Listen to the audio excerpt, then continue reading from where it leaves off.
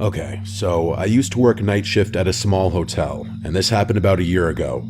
But I still think about it all the time because it genuinely freaked me out so bad, and I don't know what the guy's plan was or what he was trying to do. And it honestly makes me feel sick when I remember just how long he was there and that I didn't even realize he wasn't supposed to be there. The hotel was small, only 3 floors and maybe 40 rooms total. It wasn't a busy place. Usually we only had about 10 or 15 rooms filled on weeknights. I worked from 10 p.m. to 6 a.m. It was usually really boring and quiet, which was fine with me. I would just sit behind the desk, do some paperwork, sometimes check the cameras, sometimes watch YouTube on my phone if it was really dead. The lobby wasn't big, just the desk and some couches off to the side with the TV, and then some vending machines in the corner. Behind the desk was a little office where I had a computer and a chair and a glass window so I could see the lobby while I sat in there. At night, the front doors locked automatically, so guests had to buzz in, and I would press a button to let them through. Usually nothing happened after midnight except the occasional guest coming in late. But one night, this man came in around 11, and everything about it still makes my stomach drop when I think about it. He buzzed the door and I let him in. He looked mid-40s, tall, kind of skinny, but not too skinny, and he was wearing jeans and a baseball cap, carrying a backpack. He walked up to the desk and asked if we had a room for the night. I told him yes and gave him the price, and he nodded and pulled out a card. I swiped it, it went through, and I gave him a key card for room 214 on the 2nd floor. I remember he looked at me for a second too long before he left. He had this kind of blank expression, and his eyes stayed on me for maybe 3 or 4 seconds after I handed him the key. Then he turned and walked off toward the elevator. Nothing about it screamed dangerous right away, but it was enough to make me notice him. After that, I sat back in the chair and played on my phone for a while. Around midnight, I looked up and he was back in the lobby. He didn't come to the desk, he just walked past me and sat down in the lounge area with the couches. The TV wasn't on, but he just sat down facing it. I figured maybe he couldn't sleep or something. Some guests hang out in the lobby sometimes, so I didn't think too much of it.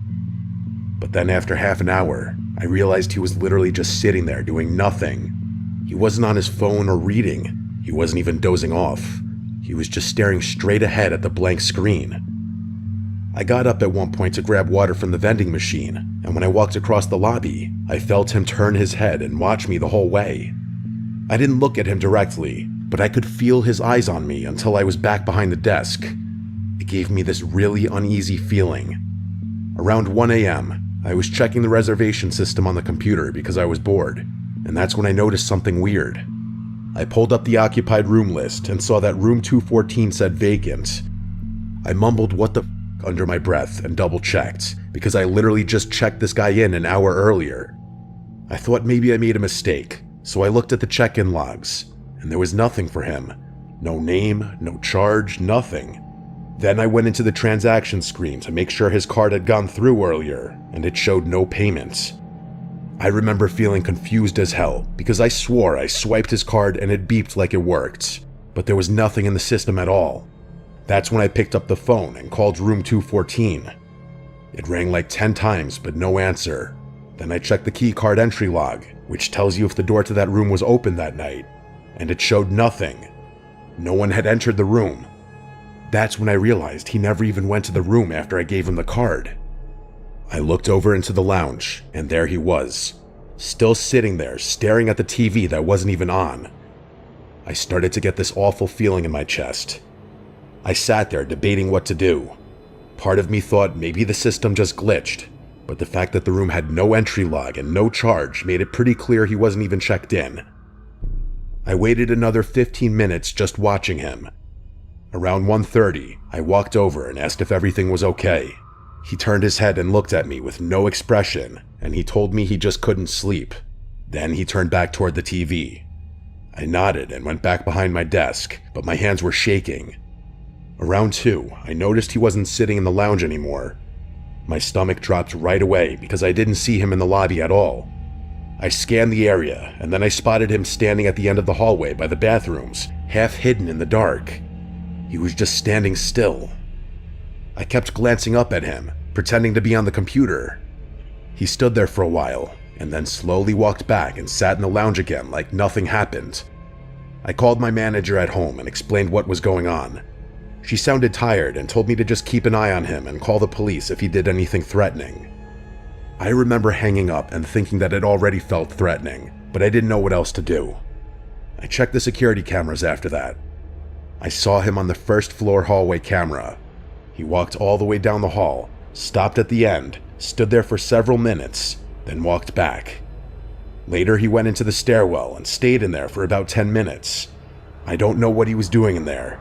Every time I looked up from the computer, he was somewhere else, near the vending machines or by the elevators, once just standing near the corner of the lobby where the light didn't hit well. He was always staring. By 3:30, I couldn't take it anymore, so I called the non-emergency police line and explained that there was a man in the hotel who I didn't think was a guest. They said they'd send someone. While I was waiting, I noticed he moved again, this time closer to the desk. He was standing maybe 15 feet away, just watching me. He didn't blink much, and he definitely didn't speak. He just stared like he had a staring problem. I pretended to type something on the computer, but I was so scared I could hardly breathe. At around 3:50, the buzzer went off, and I thought maybe it was the cops already, but it was just another guest coming back late. I let him in quickly, and the man turned his head and watched the guest walk past. I noticed his eyes follow him the whole way across the lobby.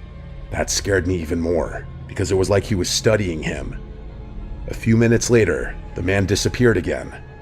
I checked the cameras and saw him standing outside one of the guest room doors on the first floor, like he was literally just standing there. So that's when I called actual 911.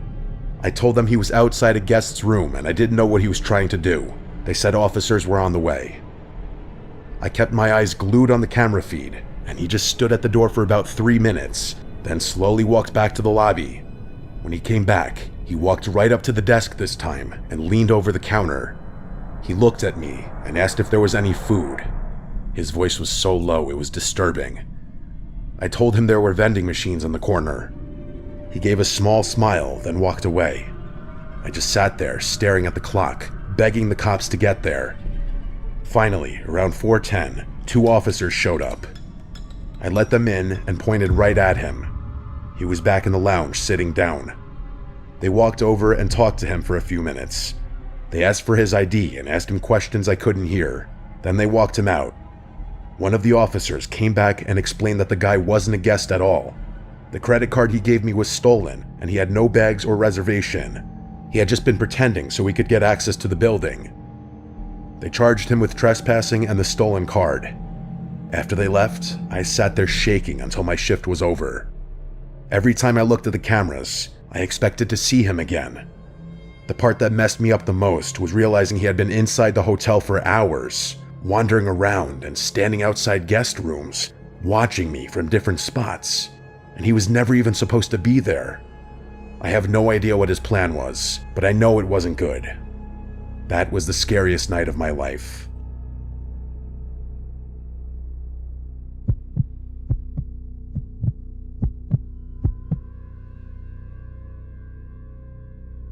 My name is Meredith.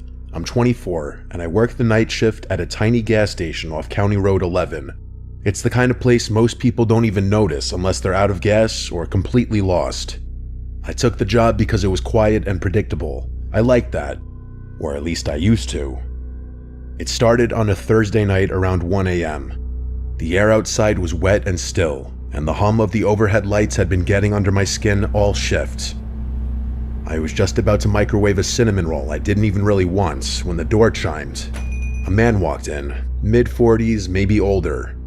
He had a green coat, messy hair, and dry lips like he hadn't smiled in years.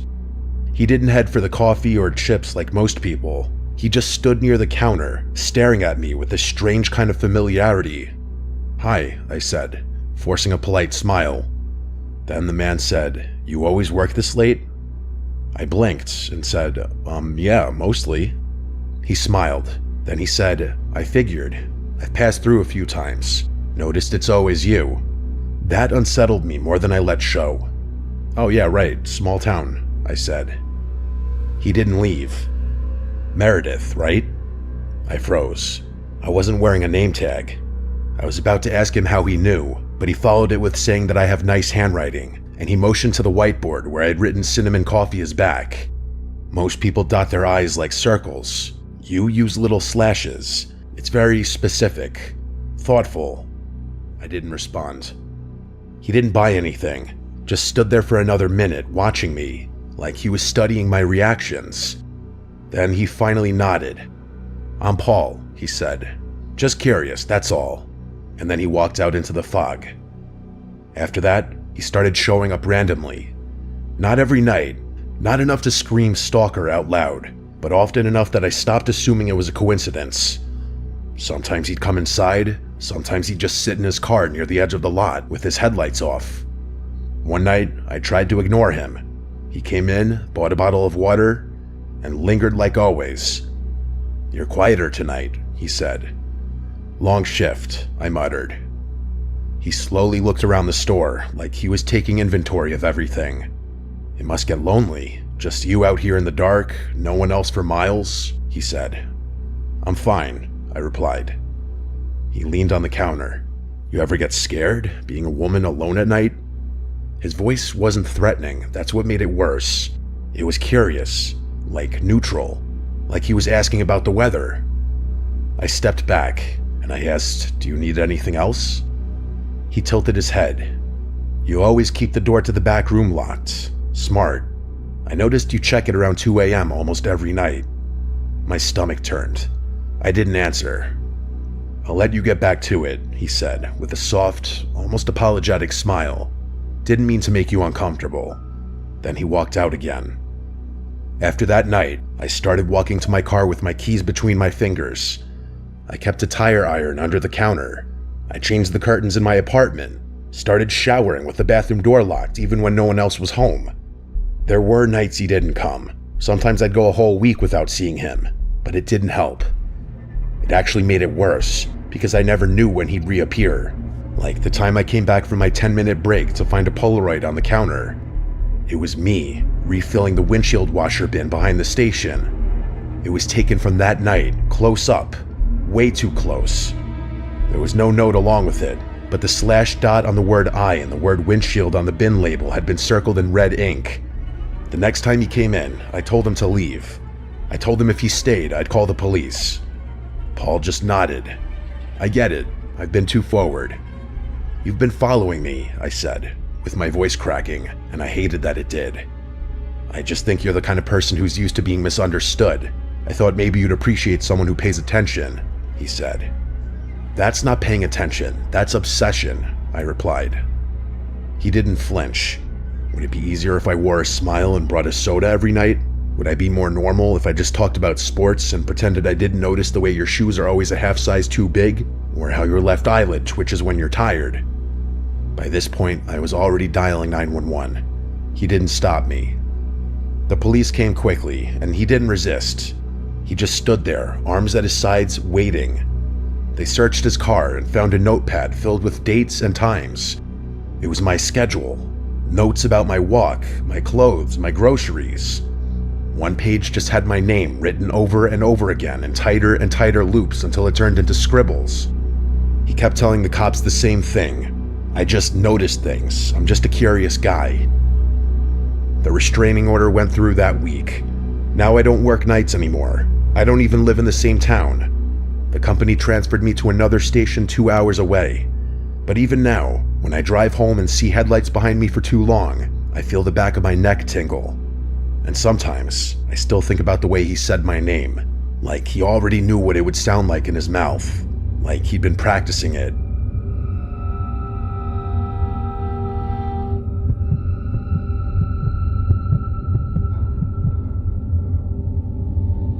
I want to start this off by saying at the time I'm writing this happened to me just last night. I worked the overnight shift at a 24-hour gas station. I'm a 22-year-old female, and I've been working there just shy of 2 months. I work the weekend shifts, which is Thursday through Saturday, while another coworker, who I'll call Max for privacy reasons, works the weekdays of Sunday through Wednesday. My coworker Max and a friend of his I'll call Ben had come into the station at about 2:30 a.m. to get some coffee and say hi.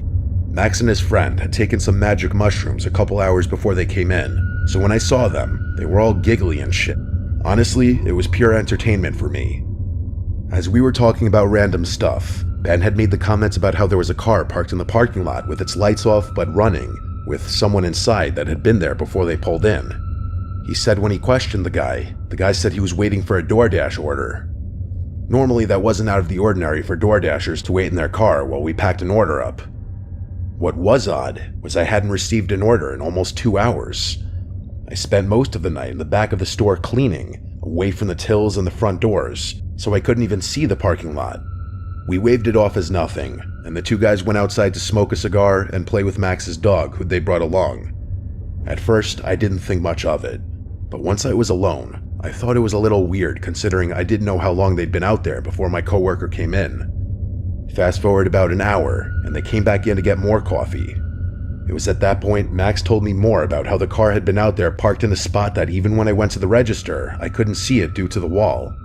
He told me that the entire hour they were out there playing with his dog and smoking in the parking lot, the man in the car had switched between watching them and looking like he was texting someone on his phone.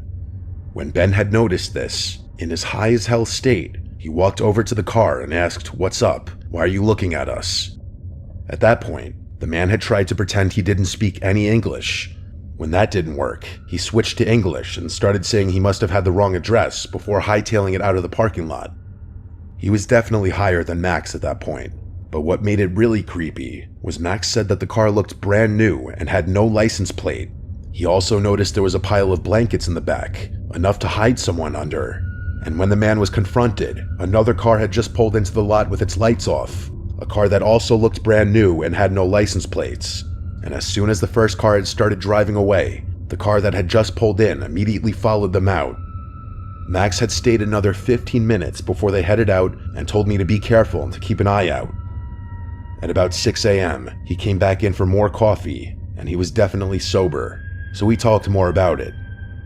He said the guy was acting super suspicious the entire time they were out there, constantly checking his phone and watching them along with the entrance to the parking lot and the doors to the store. Even he admitted that he was freaked out, and once he came down from his high, he wanted to check on me to make sure I was all right. We both decided that had they not been there, this whole scenario could have gone one of several ways.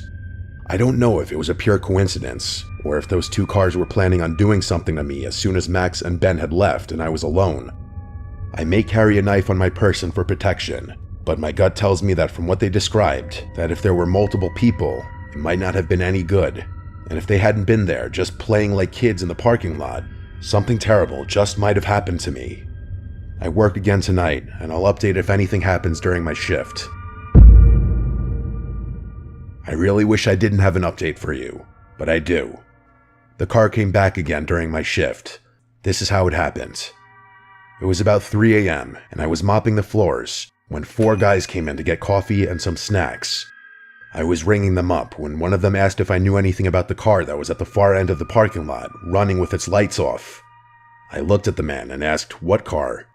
He then went on to tell me there was what looked like a brand new Subaru with no license plates running with what looked like 2 guys arguing in the front seats. I could feel my heart drop into my stomach when he said this. I told the group that a car with that same description had been sitting in the parking lot the night before, but there was only one guy in it, who I assumed to be the leader of this group, told me as they were pumping gas, they noticed the car as it had been there when they pulled in, and how it just sat there as they filled up their truck. He told me as they were walking to the doors, they passed the car, since they were at the pump farthest from the doors. He said that as they passed, they could hear a guy not quite yelling, but talking pretty loud and pointing towards the doors of the store. As they passed, one of the guys started to walk towards the car to ask if everything was okay. When the guys in the car finally noticed them, they proceeded to put the car in reverse and drive away. I told them that I believed that was the same car from the night before that had been acting suspicious when there were others in the parking lot, and when confronted, he seemed panicked before leaving with another car following him out. They seemed alarmed and offered to stay with me for a bit to make sure they didn't come back. I asked if they were sure, and when they told me it was no problem, they hung around for about 20 minutes before we all decided I was probably in the clear.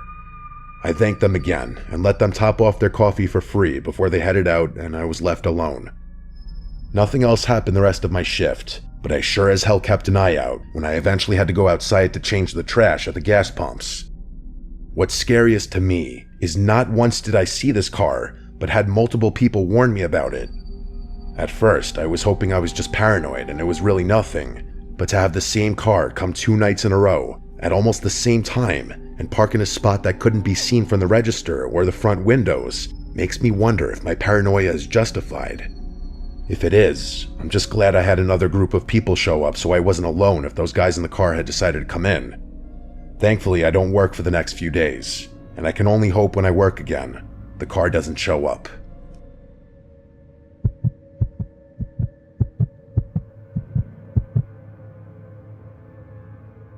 My name is Daniel. I'm 29, and I work the overnight shift at a small rural motel. It's not a chain, just a family-owned place with 2 floors and maybe 25 rooms in total. I usually work from 10 p.m. to 6 a.m. The motel doesn't get much traffic at night, maybe a couple check-ins after midnight if someone is traveling through, but most of the time it's dead quiet. That's why I took the job. I'm not really a people person, so sitting in an empty building most nights works for me.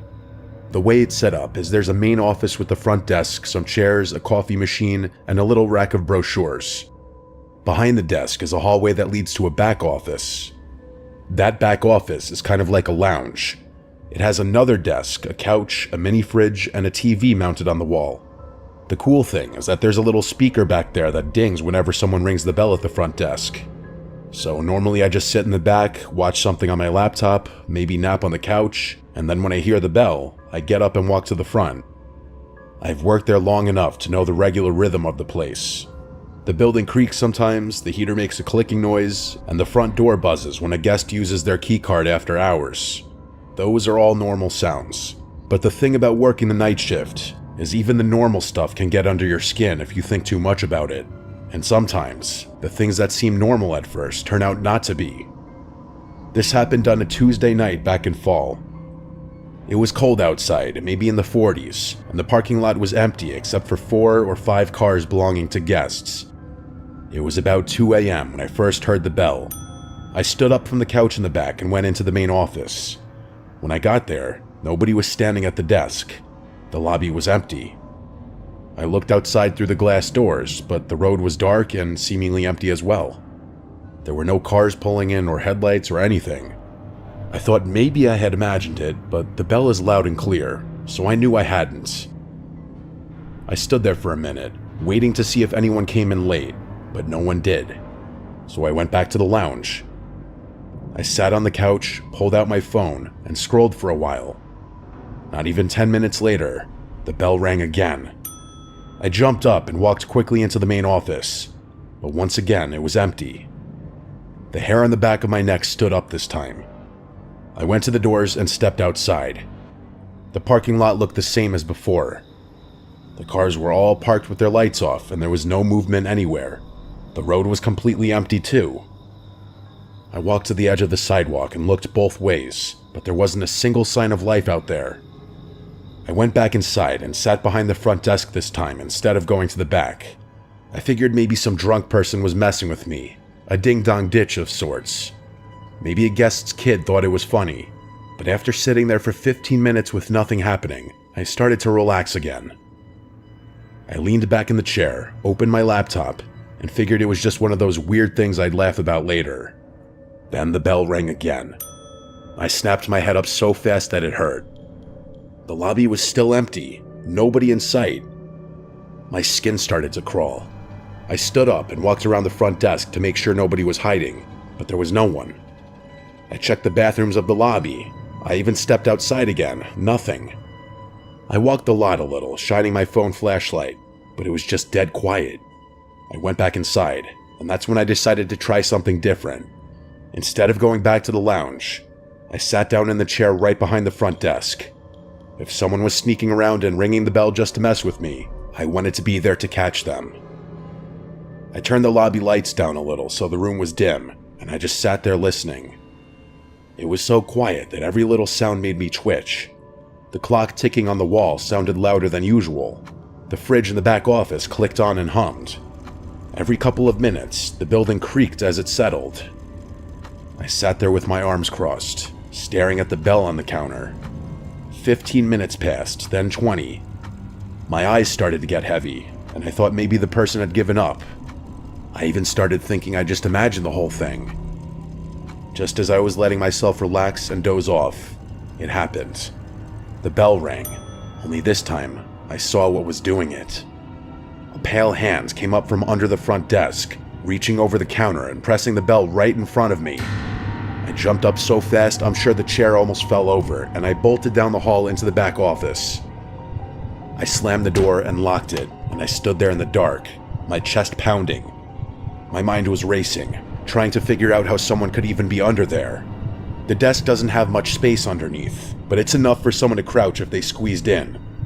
That meant they'd been hiding just a few feet away from me, waiting. I forced myself to look at the security monitors. There were 4 cameras, one on the lobby, one on the hallway, and 2 on the parking lot. On the lobby feed, I saw the chair I had apparently tipped over in my rush. The counter looked empty. Then in the bottom corner of the frame, I saw movement. A head poked out from behind the desk.